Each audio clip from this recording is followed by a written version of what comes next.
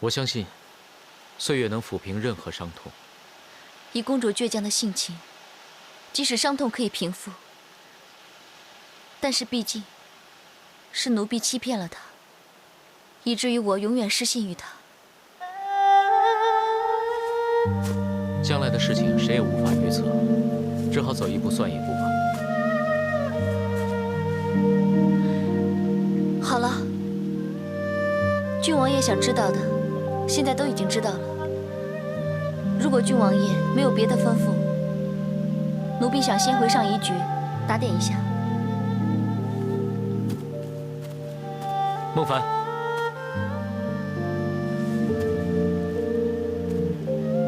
为什么本王觉得我们俩好像变得有些生分了？宫里有宫里的规矩，我们做奴婢的还是循规蹈矩一点的好。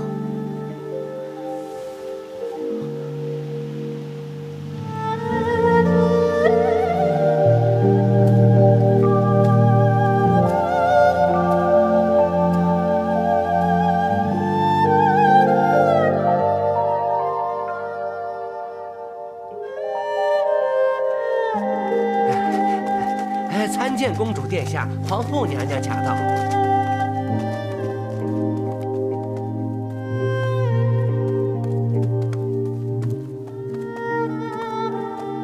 奴婢参见皇后娘娘。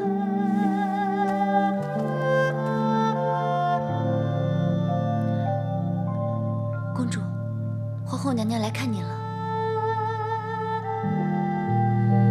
你们都下去吧。是。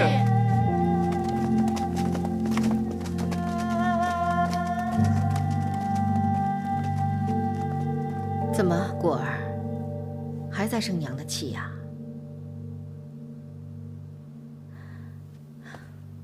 来，起来，让娘看看。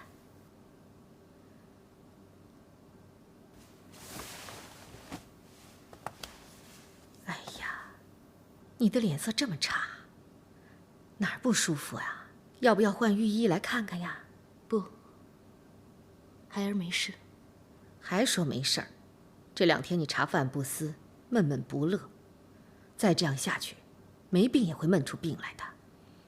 孟凡，你是怎么伺候公主的？奴婢知罪。你照顾不好公主，要你何用？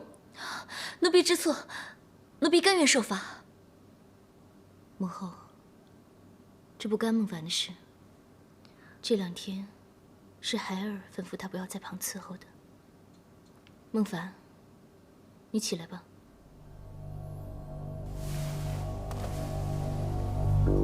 哎呀，果儿啊，你到现在还不能体谅娘的难处啊？你怎么不想想，当日樊良引诱你做出这么荒唐的事情来？像这种事情，要是传出去，我大唐皇室颜面何存呐？此等事情要是发生在寻常百姓人家，也是不能轻言善罢的，更何况是在帝王之家。娘也是被逼无奈呀。那个樊良，他熬不住囹圄之苦，在牢中伤病齐发而死，怨得了谁呀？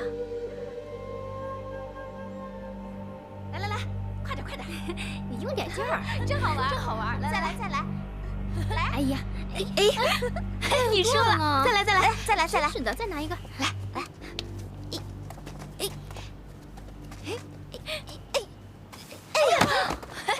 你们是不是闲得发慌啊？哦，叩见皇后娘娘。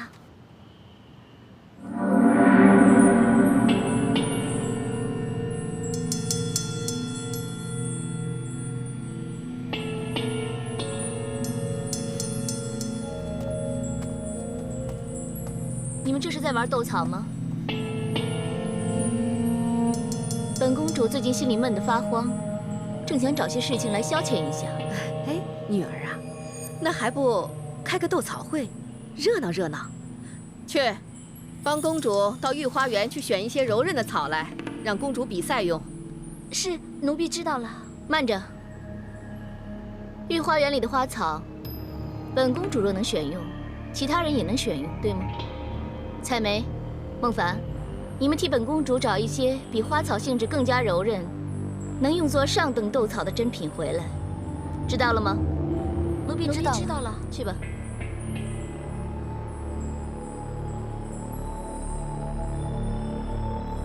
哎呀，不要吧！什么？哎呀，当心被公主进来又看见了。你怕什么？就是给他看见，又能怎样？你也见着了，上次我是怎么教训他的。哎呀，不要了！再怎么说，她也是公主，而我只是个奴婢。公主又怎么样？好歹我也是梁王世子，而你是我宠幸的女人，他敢动你一根汗毛吗？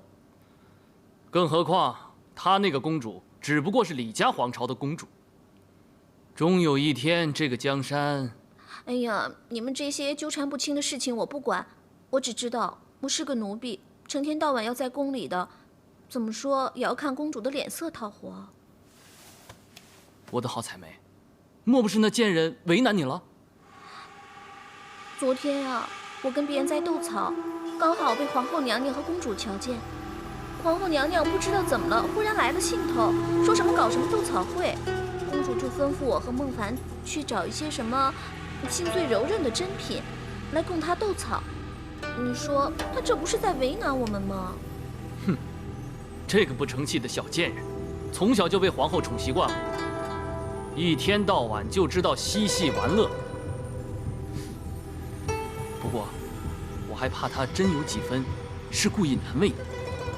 哎呀，那驸马爷，你可要替采梅快出个主意才好啊！好，我想一想，最柔韧的东西，哎，人身上的毛发不就是最柔韧之物吗？你干脆让他把自己的头发剪下一绺来，不就好了吗？哼，好啊，驸马爷可真坏。有了。我记得长安泥衡寺有一尊维摩诘佛像，汗下有一部胡须，据云是晋朝著名诗人谢灵运临死前亲手剪下，赠于寺院住持方丈。住持为纪念这场功德，便将这部珍贵的胡须粘附在那尊佛像汗下，从此以后便传颂为一时佳话。你跟我说这个有什么用啊？难不成你还能把这个胡须拿下来供公主消遣玩乐？他不是吩咐你找珍品吗？你只要把这件事情告诉他，不就交差了吗？哎，对呀。好了，我帮了你，就看你怎么报答我了。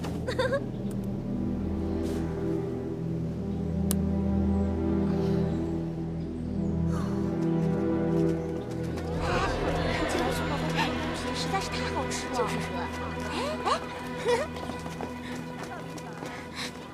小福姐，怎么了？今天怎么回来这么早啊？看来服侍太子还真是份好差事哦。怎么都比我们待在上师局的人舒服得多。就是嘛，至少啊，不像我们每天都要被烟熏。对啊，对啊。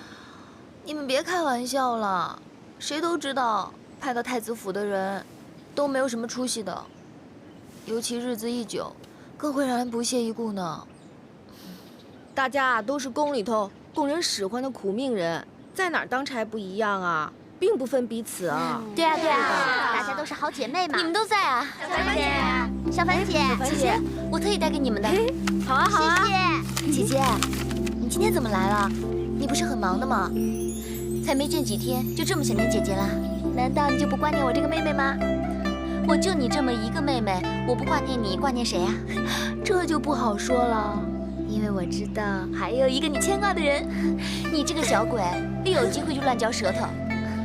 哦，对了，其实我今天来这里呢，是有重要的事情。什么事？你们知不知道有一种斗草的游戏？斗草？小凡姐，你要玩吗？不是，是安乐公主呢，过2天要在宫中举行一个斗草会，所以让我去找那种上佳的比赛珍品。哦，要说斗草的话，那属君儿姐姐最精了。对啊，对啊。君儿，你知道啊？那当然了，这斗草分文斗和武斗，这个武斗呢选择花草的柔韧性是很重要的，所以呢，一般用来斗草的品种上呢，也是绝对不可以含糊的。同样啊，我们在选择文斗的材料上也是很有讲究的，一般用车前草。除此以外啊，我们还可以使用很多的花草啊、树木啊。比斗时，双方需各把草料相互交结成十字状，然后各自向后拉扯，以草料不断者为胜方。主要比试的是草料的韧性，所以在选择草料方面尤为重要。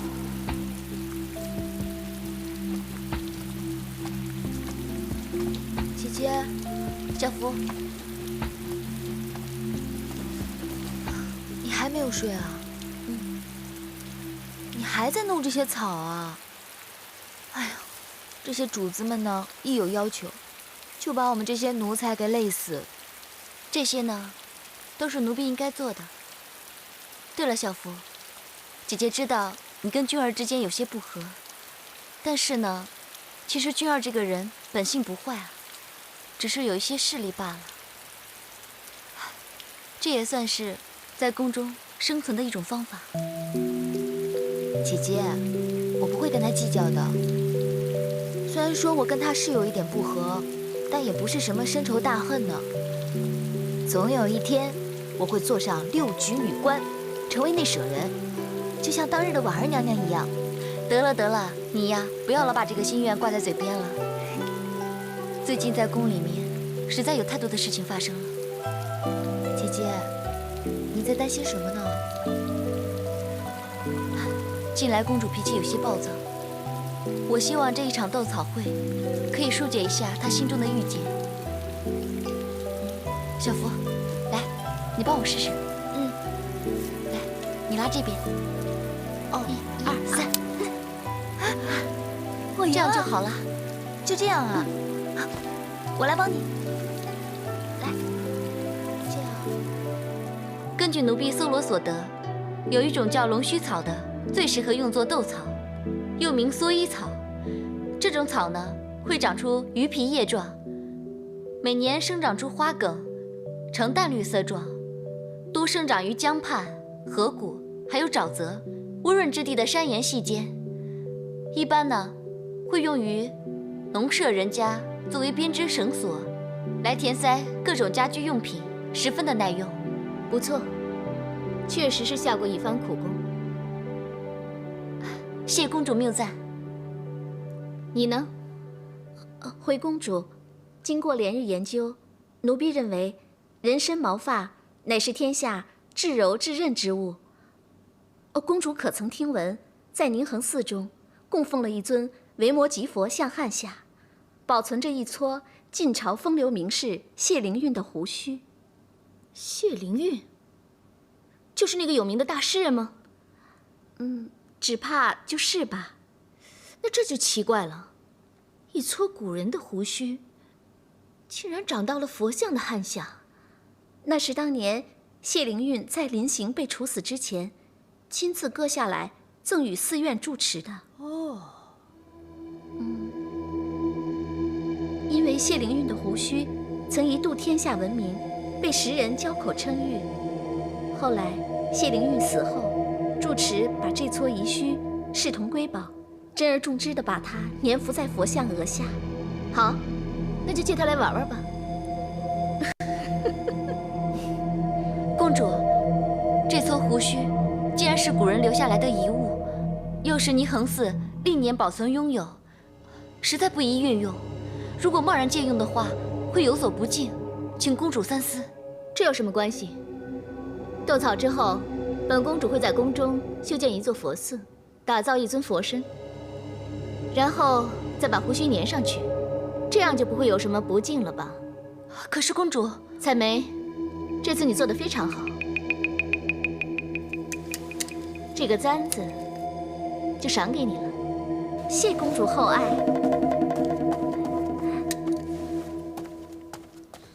既然你也为本宫花费了一番苦功，你也有赏。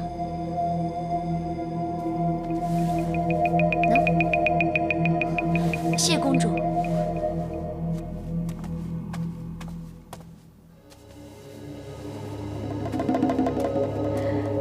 好好，高兴就好啊。奴婢参见驸马爷。免礼免礼。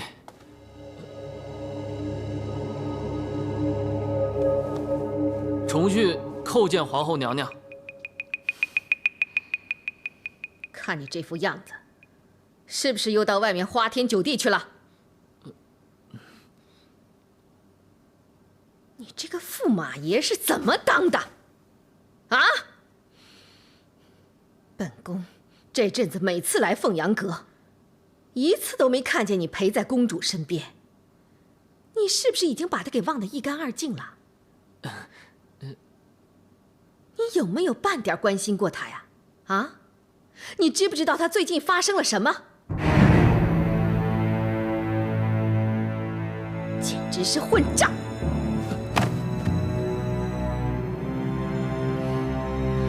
本宫把女儿嫁给你，不是让她来守活寡的。重训知罪。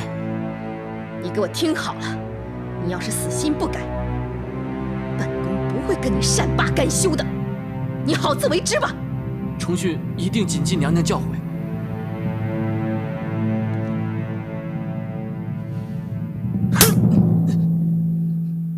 我武三思怎么也没有想到，居然生了你这么个不孝子！你跟公主成亲之后，一直背着她在外面和那些宫女鬼混，把公主冷落在一边。爹，你少给我狡辩！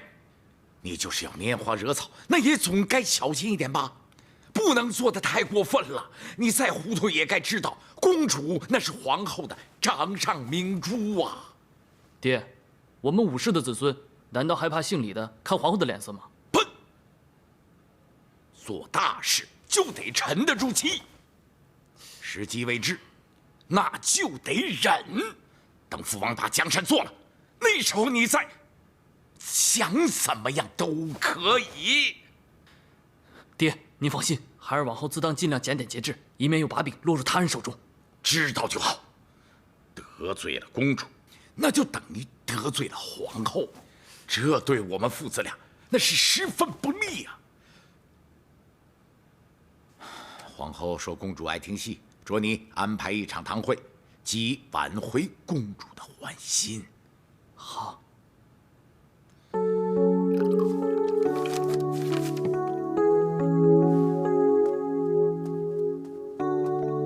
殿下喝茶。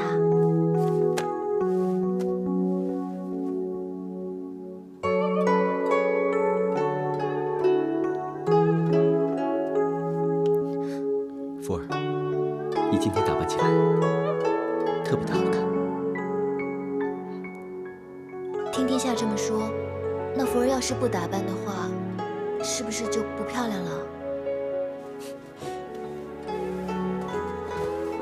你可是越来越伶牙俐齿了。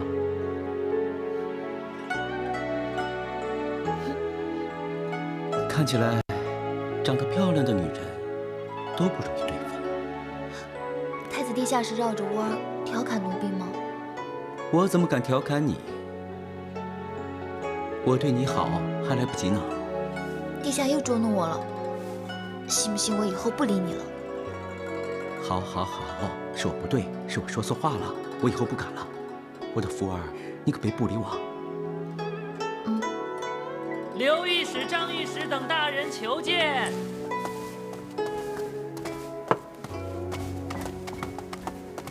参见太子殿下。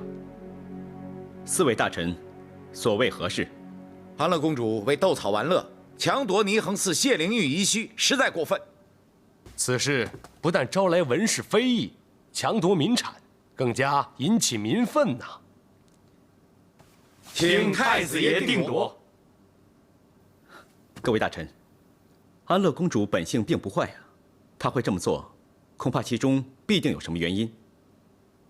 此事我会查清楚，你们下去吧。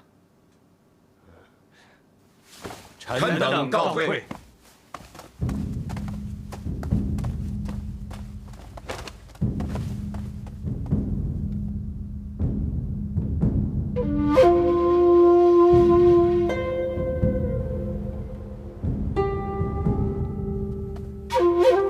叩见太子殿下。免礼。皇兄，你怎么来了？快坐。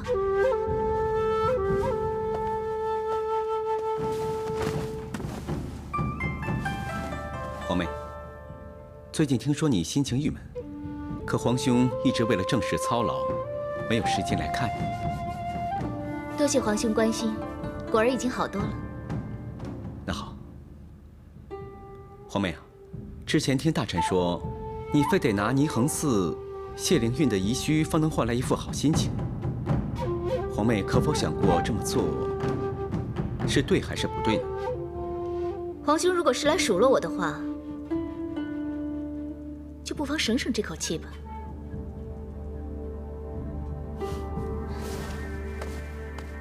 请回吧。你是越来越放肆了啊！你有什么不满，大可以在父皇和母后那儿告我。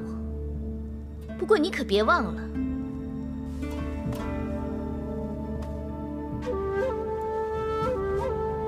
我才是母后亲生的。你打呀！如果你不想当这个太子的话，那就打呀。好。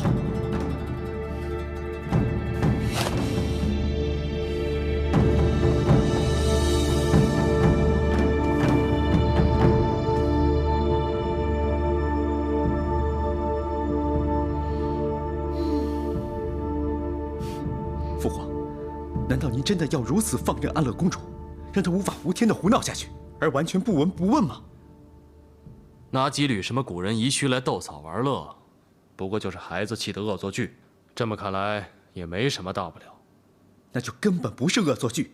安乐公主是仗势欺人，任性妄为，近日来她更是挥霍无度，早已惹了众怒了。父皇。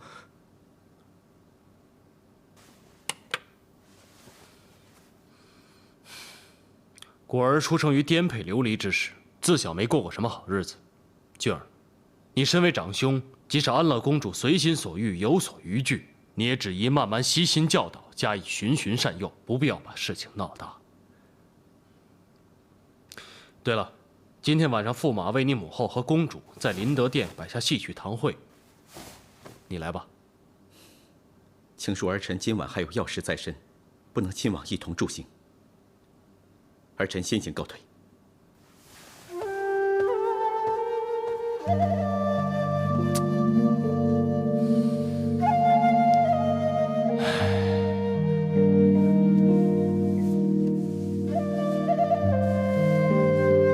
公主今天晚上想佩戴哪根发簪？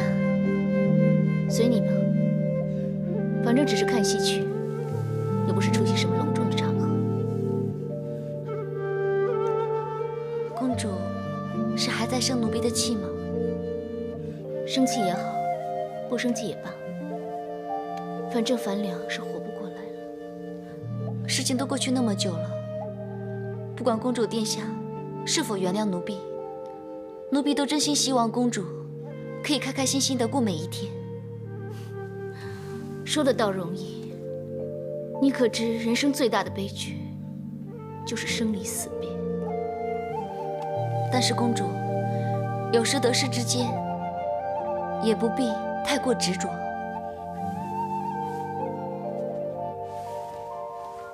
孟凡，我有一件事情，想让你去替我办了。公主殿下，是什么事情？但说无妨，只要孟凡办得到的，一定尽心去办。我想让你在太液池上帮我放个河灯。放河灯？是为樊良祈福吗？这也是我为他做的最后一点事情吧。但愿他早日登上极乐，下辈子平平安安，别再受这般苦了。请公主放心，奴婢一定尽心去办。不过你要记得，不能让任何人知道这件事情。奴婢明白。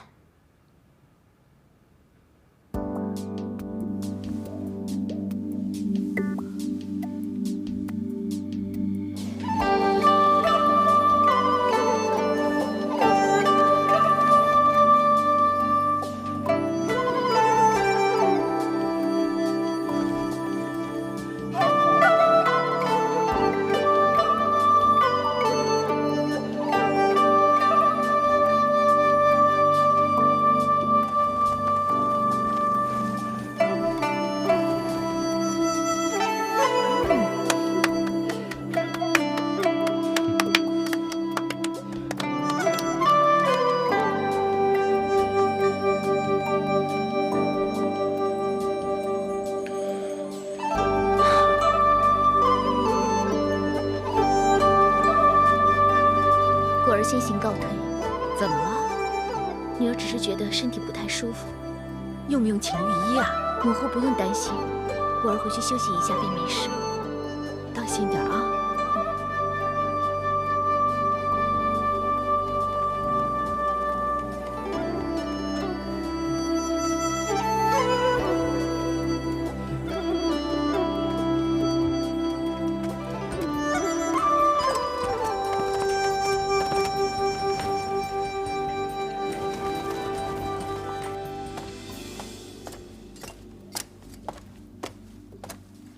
公主，您要的水打好了。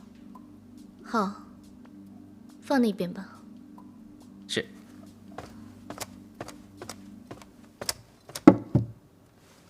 本公主累了，想休息一下，你们都下去吧。是。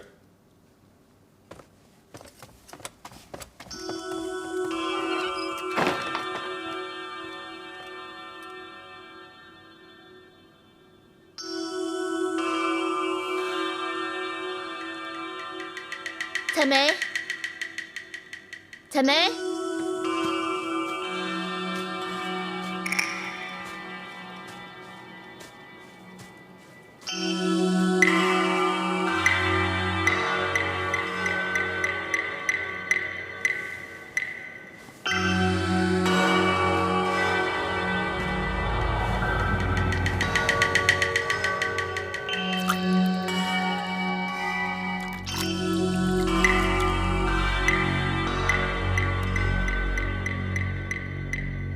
公主，翻了。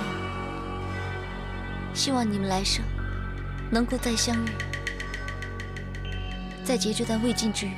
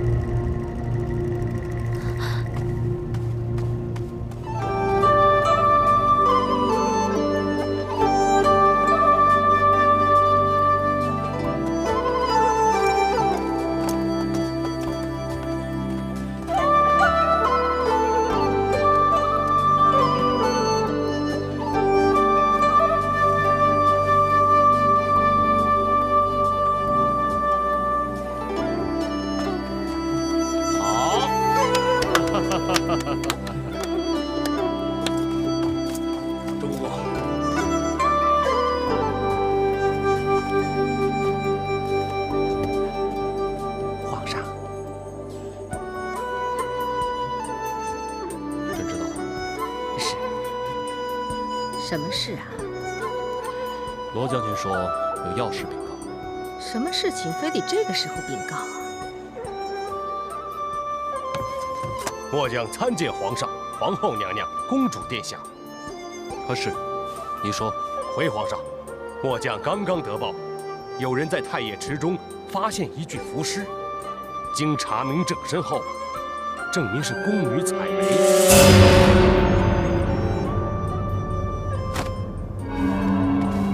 哎呀，行了行了，别演了，先下去吧。采梅是谁？啊，回父皇，采梅是服侍我的宫女。那抓到凶手了吗？没有，末将得报之后，曾马上命人在池中四下搜索蛛丝马迹，结果只发现了这一方香巾，这会不会是采梅身上之物？这不是赠给孟凡的手帕吗？如此说来，这孟凡多半是凶手。皇上，末将这就将他抓捕归案。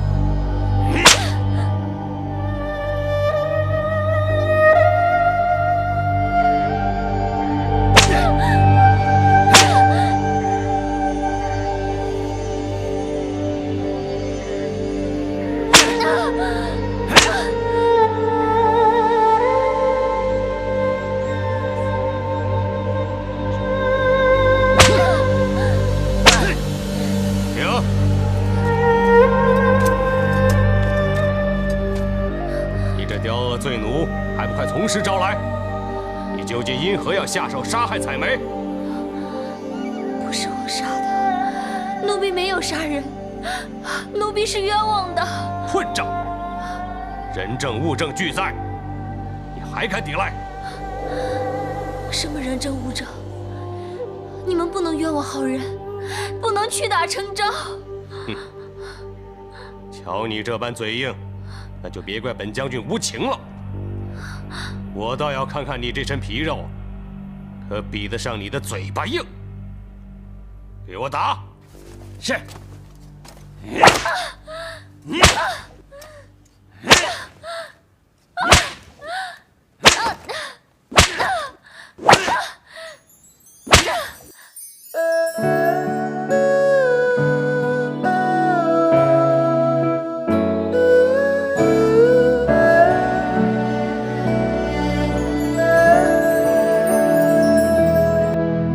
天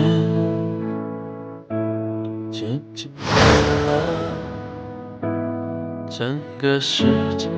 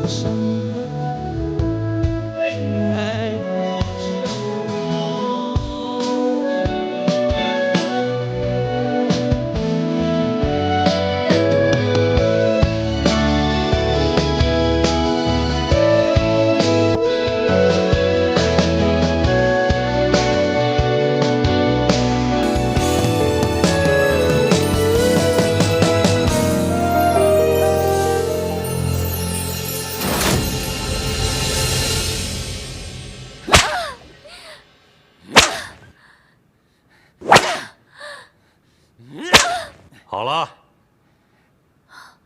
我没有杀人，奴婢是冤枉的。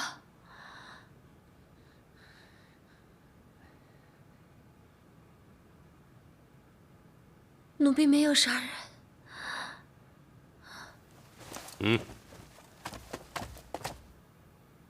你仔细认认，那天晚上在太液池边看到的宫女，可就是她？是不是她？让我想想。有什么好想的？让你认真看清楚。是。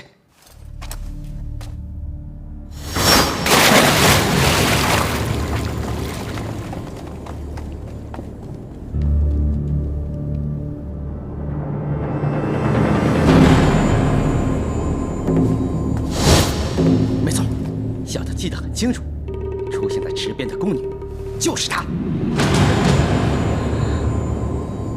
看见了吧？这就是人证。看你如今还怎么抵赖？奴婢是冤枉的，奴婢没有杀人。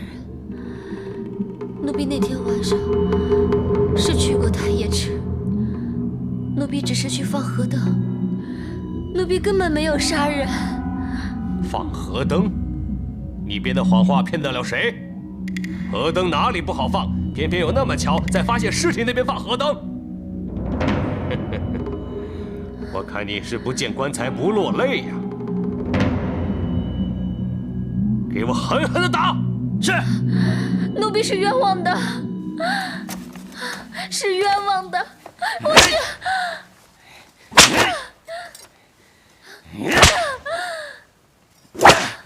我来。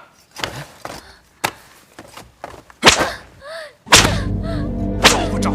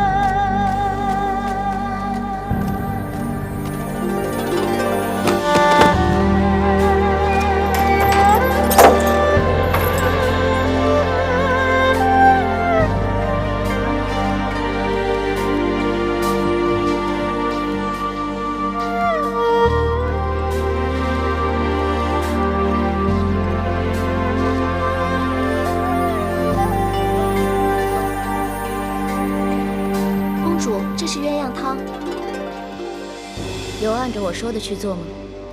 回禀公主，所有用来炖汤的鸳鸯都是雄性的，雌性的鸳鸯已经按照公主的吩咐放回池塘里。好，放这边吧。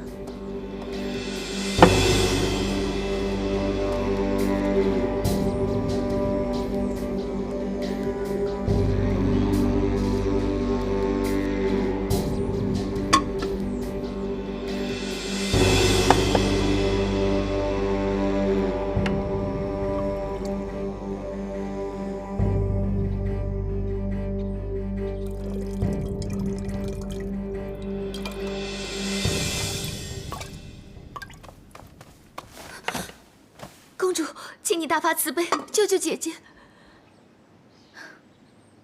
你先起来吧，有事情慢慢说。是。公主，姐姐被抓，说她杀了人。这件事情我早已经知道了，我也相信你姐姐她不会杀人，其中一定有什么误会。现在只有公主可以救姐姐。姐姐真的很无辜，上次说她谋害梁王，所以被关进了天牢，这次竟然说她杀了人，也不知道是谁诬陷姐姐。如果被我知道，我一定不会放过她。清者自清，只要你姐姐是无辜的，她一定会没事的。可是我怕她屈打成招啊！公主，求求你马上去救她。迟了可就来不及了。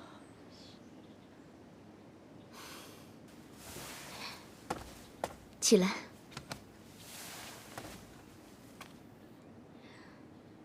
幕府，不是我不想帮你姐姐，只是我在朝中实在是没有什么实权呢。可是我不想她死，她是我唯一的姐姐。我不想她死。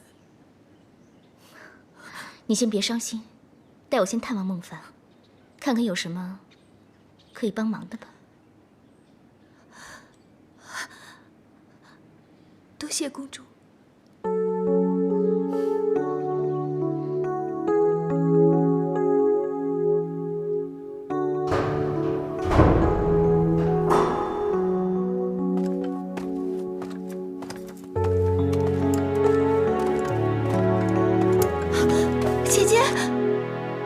姐姐，小福，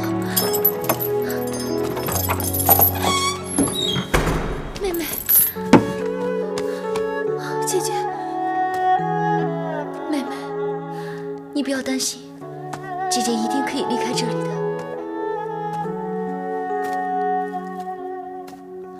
公主，奴婢参见公主。不必多礼，谢公主。公主是特地来救你的，真的，我会尽力的。多谢公主厚爱，奴婢没齿难忘。姐姐，他们打你了呀？你不用担心，相信很快就可以水落石出了。我一定可以平安出去的。公主知道你被人抓，特地命人熬了这个汤，叫我送来给你喝。喝吧，这里面也不会有多少好吃的给你。况且你还受着酷刑，公主对奴婢的洪恩，奴婢终身不忘。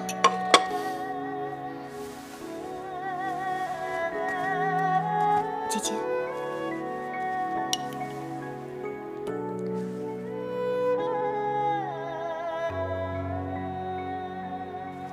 这是熊鸳鸯的汤，你觉得好喝吗？好喝。可是，一只雄的死了，另一只雌的还活着，这就是苦命的鸳鸯。如果你还想喝，我会派人来送给你。谢公主厚爱，奴婢敏感无内。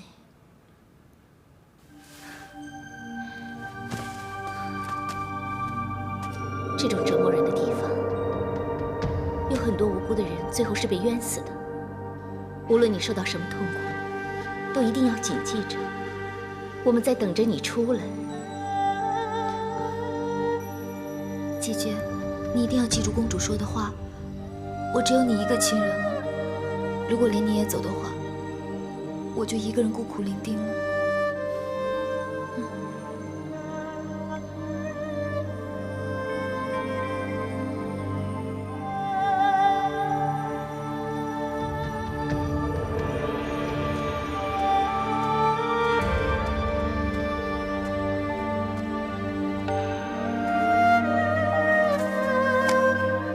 福儿，看你的脸色，似乎是不太好。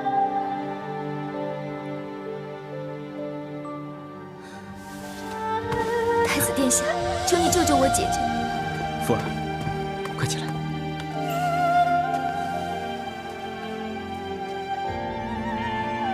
我不是跟你说过了，虽然我是太子，但国有国法，何况六宫之中以皇后为首，让我怎么帮忙？天下只有你一个太子，你说可以，一定可以。更何况那是我姐姐，我只有她一个亲人，没有她，我不知道该怎么办呢。不是我不帮，当真我插手去救，反而会害了你姐姐，你明白吗？我跟皇后一向不和，倘若我真的插手其中，到时候皇后一定会趁机大做文章，说我以权谋私。那个时候，你姐姐会成为我的替罪羊的。殿下，你还有没有其他的办法可以救我姐姐呢？只要可以救她，就算要我的命都可以。福儿，我不许你乱说。你还是先别着急了。你叫我怎么能不着急呢？姐姐还在狱里面，要熬多久都还不知道，你叫我如何不急呢？福儿，反正现在父皇还没有判刑，再给我一点时间，我一定会替你想办法啊！谢谢太子殿下。皇上，经刑部审理，宫女孟凡已将杀人一案如实招认，请皇上发落。交由刑部按律处罚。遵旨。启禀父皇，儿臣听闻这宫女孟凡乃是在牢里被屈打成招，儿臣认为此举不单单影响我朝廷的威信，更有可能殃及无辜，所以儿臣认为不应该如此草率将其定罪。这次罗大人会同刑部处理此案，是本宫的意思。太子，你是否认为本宫处事太过草率？母后罚一人，则千人恐；滥一罪，则百夫愁。朝廷、万民都在看着我们呢。有道是治乱世用重典。太子，我试问一句：如果你杀了人，我不给你苦头吃，你会招认吗？回母后，国法乃是写在我大唐永徽律书里，而不是写在一个狱卒的皮鞭上。倘若真如母后所言，人证物证确凿，罪犯自然是无从辩解。可今日这孟凡乃是被动用大刑才会屈打成招。敢问母后，这冤案当中岂没有草菅人命，没有滥杀无辜吗？皇上，皇上，臣妾有个建议，想要说说看，好吗？好，快说。既然殿下对审理案件有异议，那不如另外派人重新审理吧。这样一来可以彰显皇后娘娘的公正严明，二来可以释除殿下的隐忧，可谓一举两得。好，这个办法甚好。不知皇后你意下如何呀？一切听皇上的。太子呢？儿臣并无异议。既然皆无异议，那就这么决定。昭容，你心目中可有这个人选？临淄郡王处事公正，人尽皆知，所以臣妾想要推荐他处理此案。娘娘抬举，隆基何德何能，恐怕有负厚望。王爷不必谦让，王爷的聪明才智不容置疑，再加上又是皇上的侄儿，值得信任，也和刑部犯人孟凡毫无牵连，不会偏袒任何一方，所以绝对是个最佳人选。隆基，你就不要再推辞了。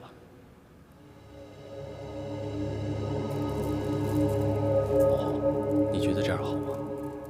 好啊。那就这么决定。隆基，臣在。朕命你立刻查明此事，缉拿真凶，以正国法。臣领旨。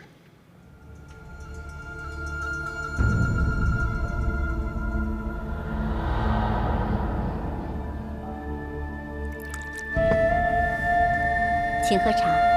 谢谢，娘娘不必客气。我这次专程拜访，是为了答谢娘娘。如果不是娘娘，我也不能为孟凡雪冤。郡王爷客气了，救人一命胜造7级浮屠。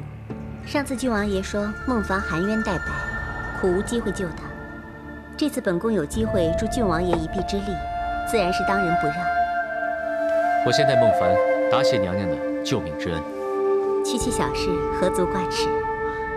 娘娘有所不知，我上次也是因为苦无良策，逼于无奈，才找到了娘娘。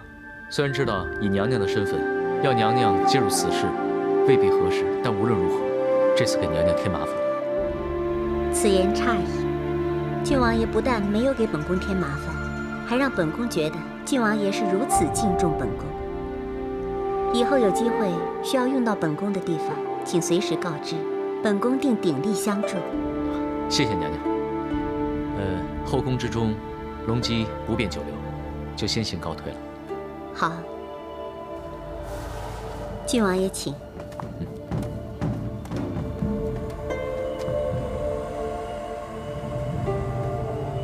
娘娘，我看郡王爷对这件事情很是紧张，娘娘知道什么原因吗？往好的一面说，郡王爷是一个大好人，上至皇上，下至老百姓，他都照顾得无微不至，关照有加。那如果我坏的一面说呢？好人做好事的原因很多，目的只是让别人快乐，自己也快乐。不过坏人做坏事呢，原因就比较复杂。如果真的要说的话，我看3天3夜也说不完。至于为什么他要帮人，这个原因我就不知道了。我只知道为什么我要帮他。那娘娘为什么要帮郡王爷呢？当初你不懂下棋的时候，你是如何判断这盘棋谁胜谁负呢？我会看谁的棋多呀。娘娘的意思是，郡王爷也只是娘娘棋盘中的一颗棋子。你只猜对了一半。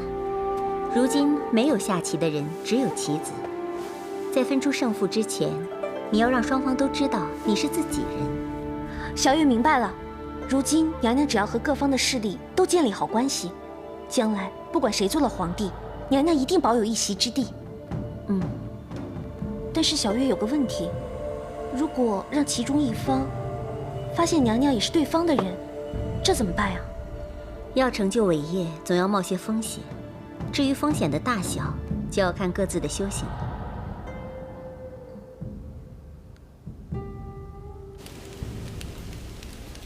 奴婢也不清楚，只知道采梅经常在背后说孟凡的坏话。小人平时很少跟采梅和孟凡接触，不过有一次采梅得到公主的什么奖赐，在大家面前炫耀。这事我知道，采梅跟大家说公主宠幸她，还暗示孟凡已经失宠。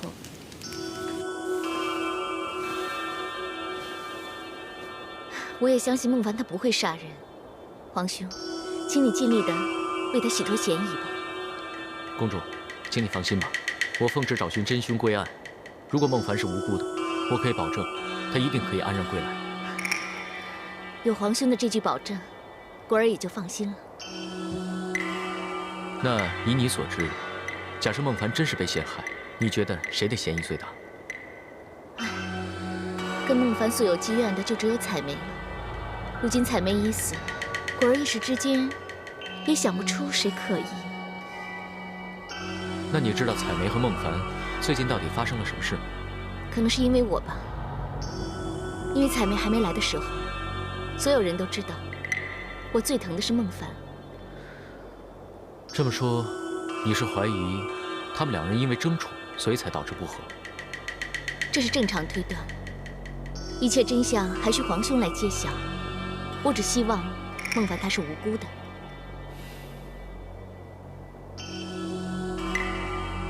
回王爷的话，小的经过详细剖验死者尸体，发现死者肺内积水，的确是浸死的。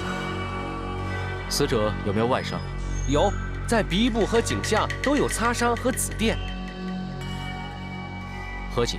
因为小人发现死者死前有挣扎。还有没有别的发现？对了，死者衣服有撕破，其他小人便没有任何发现。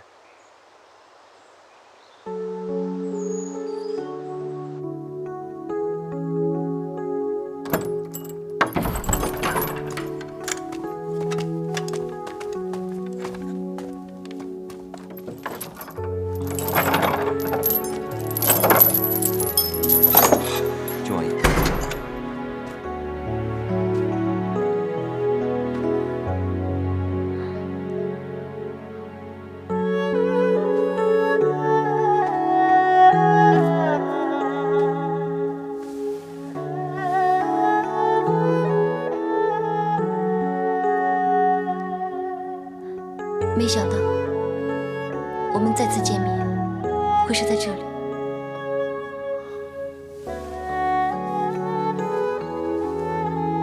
这样，我走了以后，你留着用吧。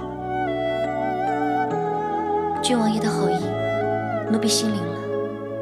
为了郡王爷，奴婢也不能接受郡王爷的药。你说的对，我的确是要避嫌。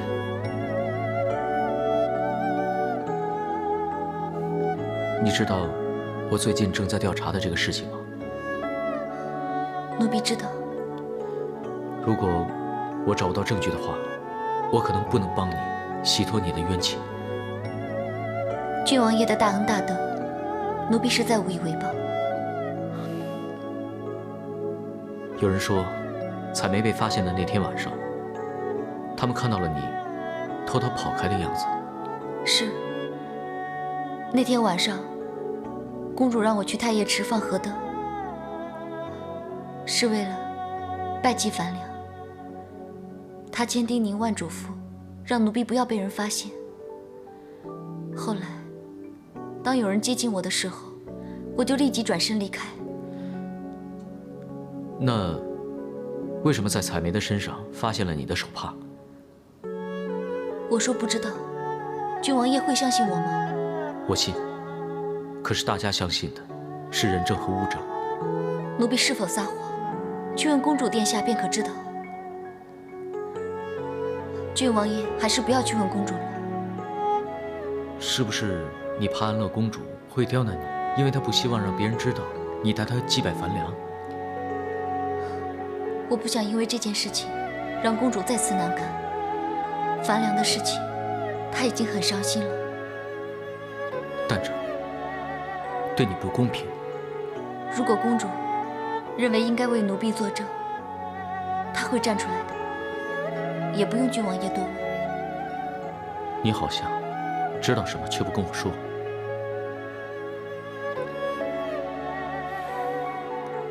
你还是不会放弃的，对吗？奴婢像是轻易放弃的人吗？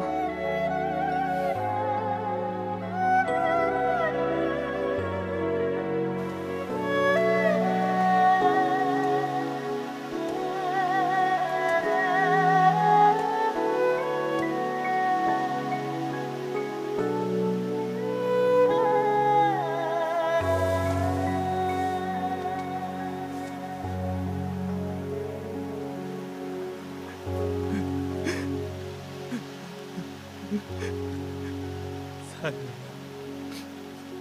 彩梅，你死得好冤呐！你死得好冤呐！彩梅，是我害了你，是我害了你。你放心吧，我一定会给你个交代的。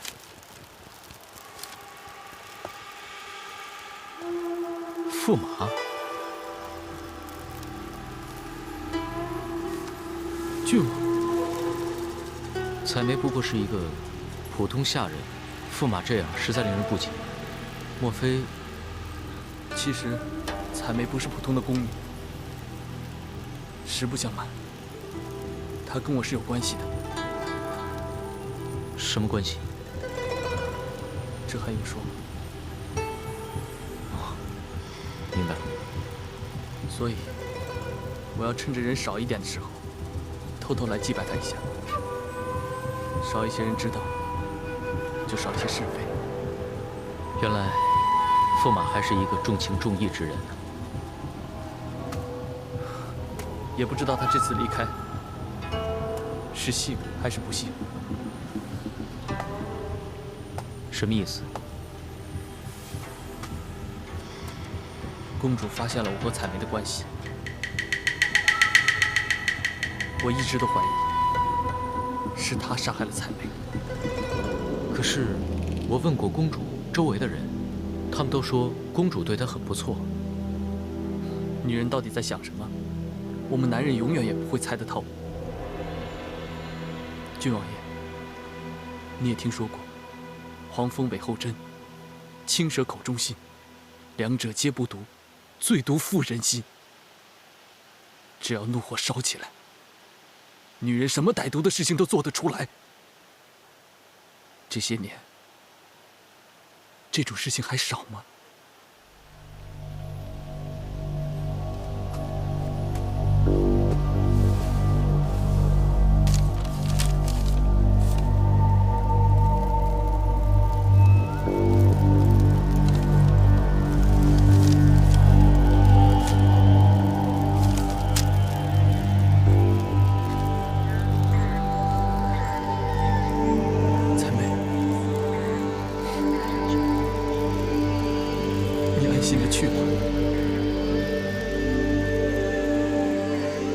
给你个交代的。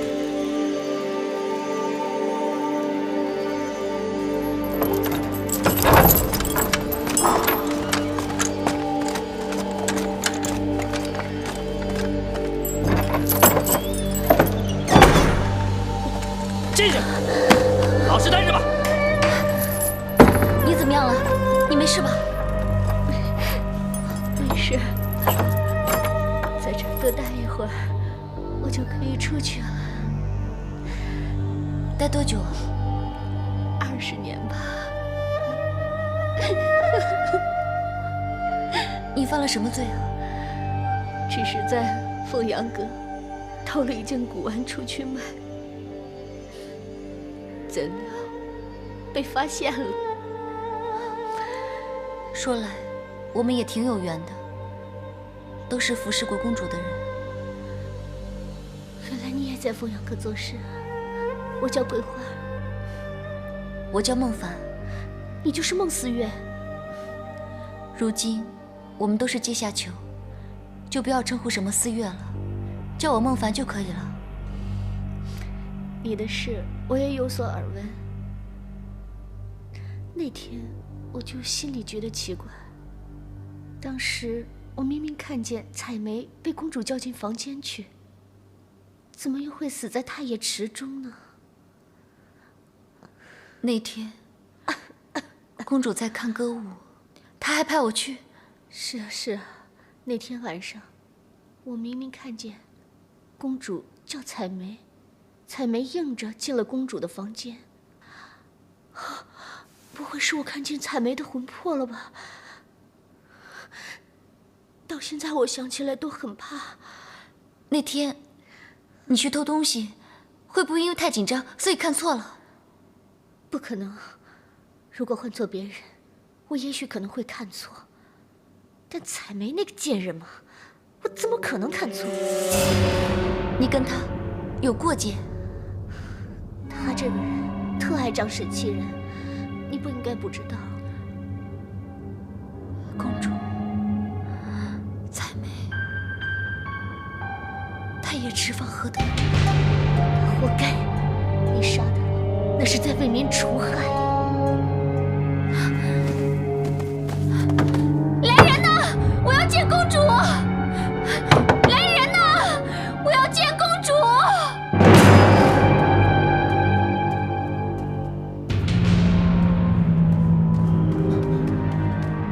三公子，你猜的没错，有宫女证实，公主在看歌舞的时候离开一会儿，回去休息。看来是真的。她走了多长时间了？不出遗嘱性。如果这样的话，那这问题可就又来了。什么问题？如果公主就是凶手，那凶案只能发生在凤阳阁，但尸体是在太液池内发现的。如果说人是在凤阳阁被杀，那公主又怎么能把尸体沉到太液池里面去呢？一定有人帮助她，她不可能一人所为。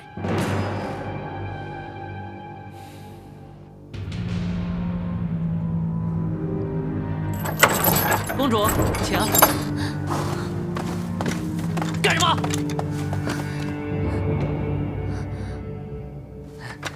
公主，请。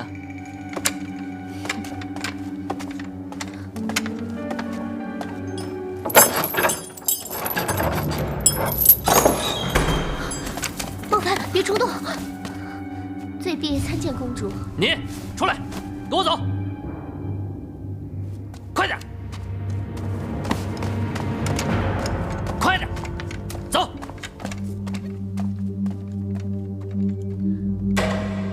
是不是你害我？将死之人果然什么都不怕，竟然敢用这种口气跟我说话了。有人说，那天你在看歌舞的时候，你回到凤阳阁叫过彩梅，之后，彩梅就死在太液池里。那一天，你叫我偷偷去太液池放河灯，刚巧彩梅就死在太液池。哪有这么巧的事情？这一切是不是你设的圈套？你果然是聪明，是又怎么样？你为什么要这么做？来而不往非礼也。你这什么意思？你说我给你设了个圈套进去，没错，是谁先骗谁在先的。我明白，是为了樊梁一事吗？什么就叫为樊梁一事？看来我和那个小贱人一样，都该死。你们觉得骗我是一件很好玩的事儿是吗？我没有，我从来都没这么想过。你有。如果你没有的话，你就不会骗我。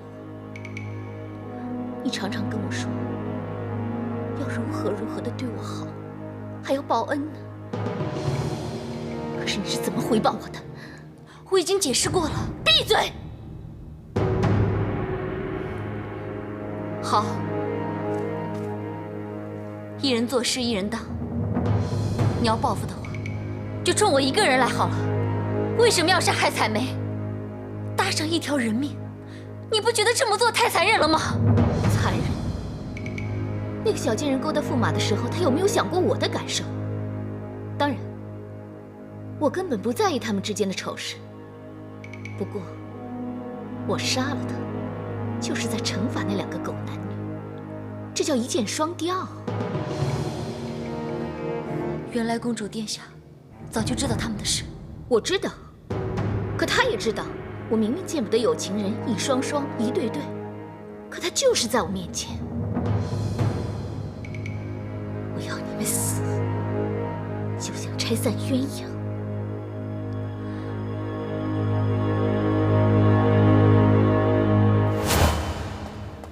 公主，这么晚了，有什么吩咐吗？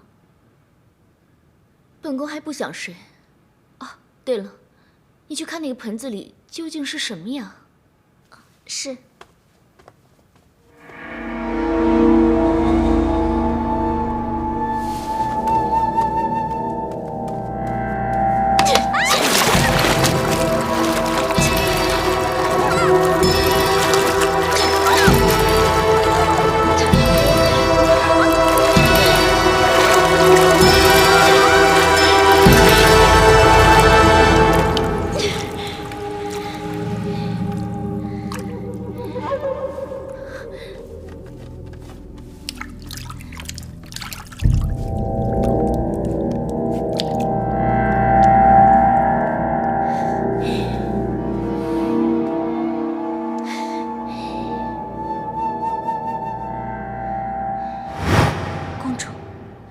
为什么要这么做？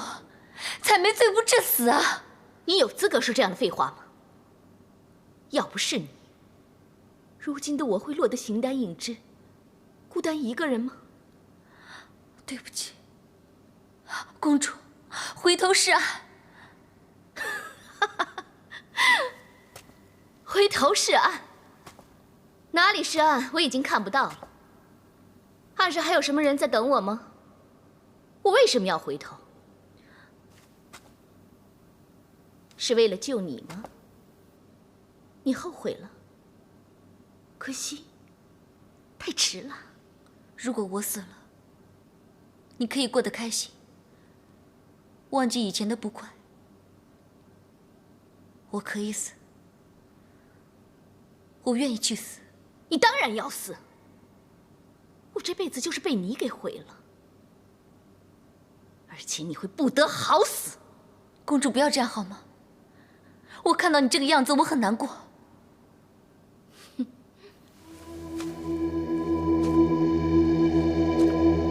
不要在这猫哭耗子假惺惺。无论怎么样，我都不会放过你，放过伤害我的，甚至天下的人。只要我看着碍眼，我就不会让他们好过。公主，你这样做也不会开心的。你不是我，你怎么知道我不开心呢？你还记得我给你送来的鸳鸯汤吗？我看着他们的伴侣一只一只的死去，而另一只却要孤孤单单的留在这个世上，我就开心。不要这样，公主，孟凡，求你不要再错下去了。一切都是我不好，有什么错都来惩罚我好了，不要惩罚别人。你这样做，就等于在惩罚你自己。你已经给我最大的惩罚了，还有什么可以惩罚我？不会有了，不会有了！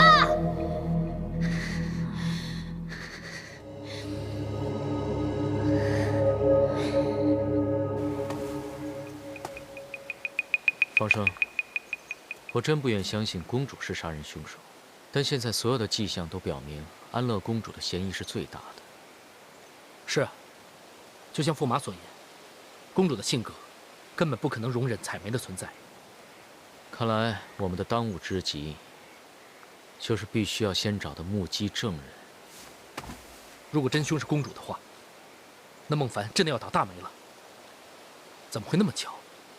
出事时，他刚好在池边出现，又偷偷摸摸的溜走，还被人发现个正着。方生，这件事情绝对不是巧合，不是巧合。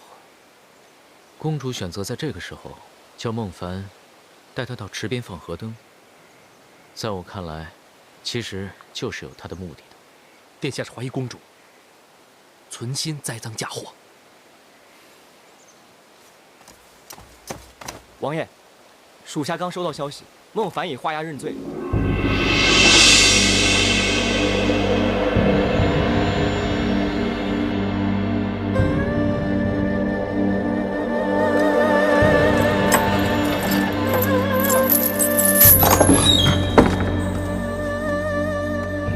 罪必参见郡王爷。你怎么这么糊涂？凶案真相未明，你为什么要认罪呢？郡王爷，请回。孟凡，你不要命了？这究竟是为什么？这其中到底发生了什么事了？如果郡王爷要奴婢现在就死，奴婢现在就可以死在你面前。郡王爷还是请回吧，他现在是什么也不会说的。孟凡，你听我说，无论发生什么，你都要给我记住，你在这个世上还有一个妹妹，你答应过要照顾她一生一世的。你带我好好的照顾她，如果有什么事，我唯你是问。罪婢知道，罪婢恭送郡王爷。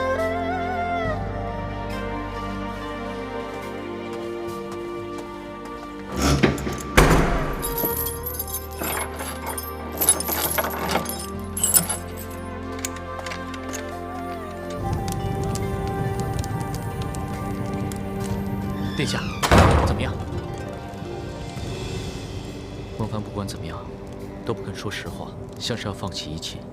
他是不是受了什么恐吓或者刺激？玉作说，公主曾经来这里见过孟凡。我猜测孟凡突然变成这样，一定是跟公主有关系。难道公主威胁孟凡认罪？现在下这样的结论还太早。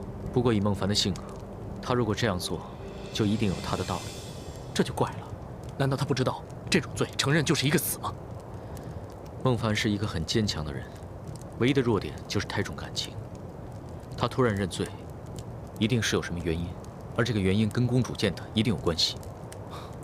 要不要我们去找公主，查问一下？没用的。如果真的是跟公主有关系，他自己是绝对不会说出来的。所以接下来，我必须及时阻止，否则可能根本就来不及救出孟凡了。殿下，你有什么方法？如今我们什么证据都没有啊。事到如今，为了救孟凡出来，唯有兵行险招了。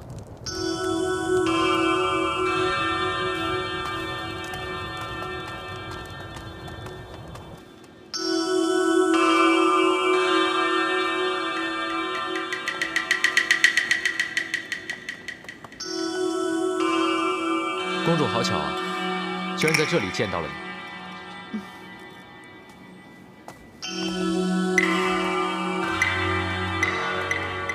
皇兄，别来无恙。谢谢公主的挂念。我最近身子不太舒服。哦，是吗？可能事情太多，要保重呢。果儿现在还要去见母后呢，不妨碍皇兄办事了。除了皇上要我查的那件事，其实没有什么太重要的事情。是吗？不是听说孟凡那个奴婢已经画押认罪，皇兄怎么还不能定案呢？真正的杀人凶手还没有查出来，我怎么能放弃呢？这么说，皇兄有证据证明孟凡是无辜的？是的。有什么证据？孟凡跟你说过什么吗？公主，你好像很想知道是吧？我只是想不到，其中还有这么多的内情。当然，我也不希望孟凡就是真凶。那公主可以放心了，真正的杀人凶手，我很快就要查出来了。真凶是谁？你。我怎么可能？你别乱说话。公主，你误会我的意思了，我还没有说完。我想说，你应该很想知道。当然了。可这件事太大了，我没有办法透露太多东西。但是我不告诉你，又对你有点太过分，所以我就告诉你一点点。好，你说。那天仵作在他身上找到了公主的。你干嘛用这种眼神看着我？你不会怀疑我就是凶手吧？不是怀疑。那我就是凶手了。公主，你不要生气，我没有说你是凶手，只是那个仵作说，从伤口上看，他是被勒死的。那不正是孟凡的手帕吗？但那天晚上，不是你让孟凡去拜祭樊良吗？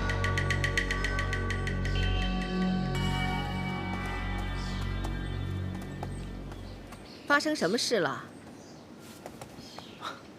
没有什么重要的事，一些小事而已。臣现在有重要的事情，先告退了。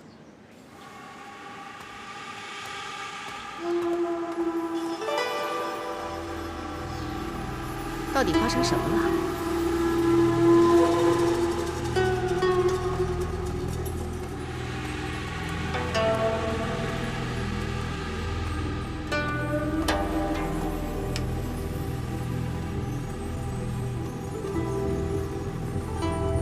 刚才你在说什么？他说我才是凶手。他为什么这么说你啊？看来他查获了什么证据。这么说，难道真是你杀的？没错，人是我亲手杀的。你为什么要杀人呢？财媒勾引驸马。本来就该死。杀他的方法多的是，你为什么要亲自下手啊？如果我不亲自下手，又怎么能出了这口怨气？而且我还要1石2鸟，把所有伤害过我的人都除掉。你说的是孟凡？对，就是他。我跟他情如姐妹，无话不说，但他竟然骗了我。明知道真相，他却天天像看傻子一样看着我怎么思念一个永远都不可能再回来的人。我一定要让他死。当天晚上，我想把孟凡一刀给杀了，可是这样太便宜他了。我要让他吃尽苦头，再送他去死。没想到，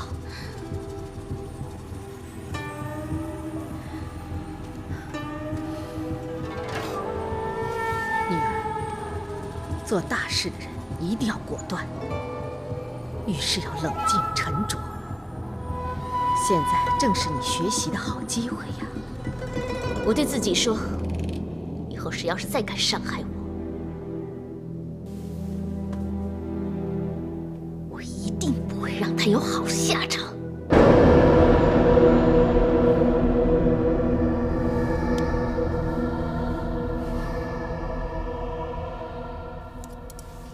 你已经好几天不吃不喝了，你真的想饿死啊？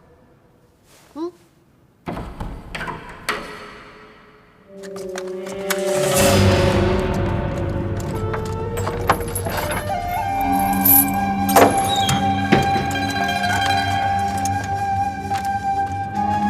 这就赏给你的。敢问差大哥，这是哪位大人送的？问这么多干嘛？你赶紧喝。桂花，不要喝，我不胜酒量，还是请差大哥喝吧。嗯。不要，不要！我喝吧。不要！桂花，给我喝！喝！不要！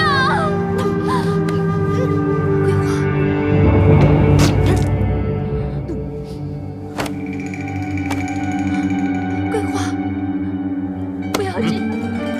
为什么要这样？带走。是。桂花。桂花，桂花，桂花！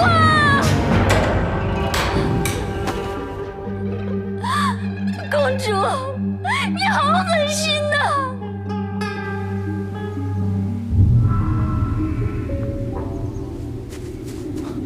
殿下，我刚收到消息，跟孟凡一起坐牢的那个桂花忽然死了。知道为什么吗？不知道。不过属下觉得一定跟孟凡的事情有关。看来安乐公主有可能是被我给激怒了，她怕夜长梦多，要大开杀戒。跟我来。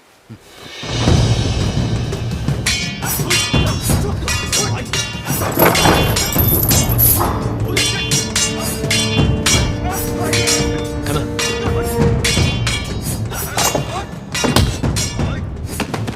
孟凡，这里很危险，你现在得马上跟我走。为什么要走？你之前说你是清白的，是吗？是，就是这个原因，你现在必须跟我走。桂花是怎么死的？你应该明白，你再不离开，就是下一个桂花。快跟我走！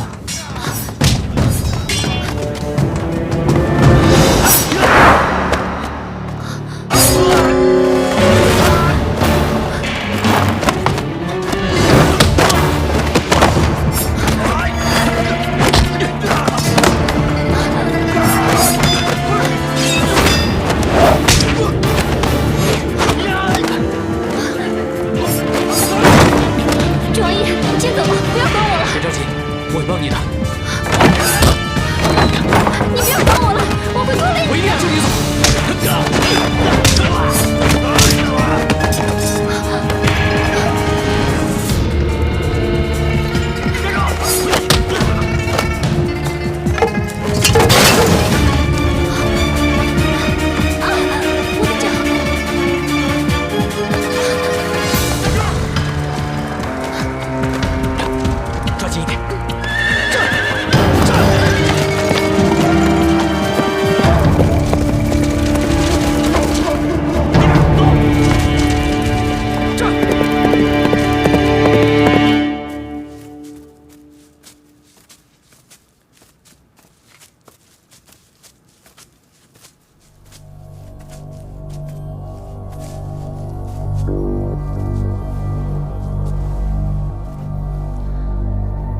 是安全的，我们先在这里躲一躲。